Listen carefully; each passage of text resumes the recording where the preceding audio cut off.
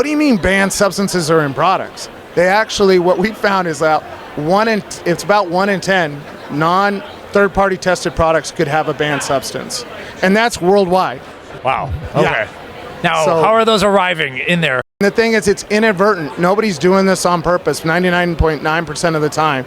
They're getting in there, one, through raw ingredients, so that are coming in from questionable countries like China, and say, for example, in the same place they're making a protein or an amino acid, they're also making Sudafed.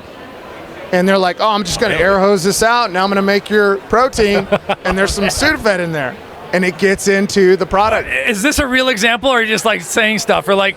I have plausible deniability. Okay. Just scratch that question. I think it's important to keep that kind of question though, because you guys test for the you test for levels of banned substance, like whether or not they're there, but you also qualify whether or not the manufacturing practices themselves are sound to prevent those things from happening, right? Because it's not always adulteration, sometimes it's a mistake. Right.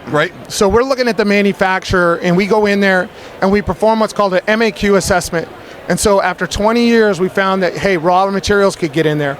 Or through the manufacturing process, like you suggested, there's also issues that could happen. For example, they could have banned substances in their facility running on the same line, and you don't even, they're like, oh, I didn't know it was a banned substance.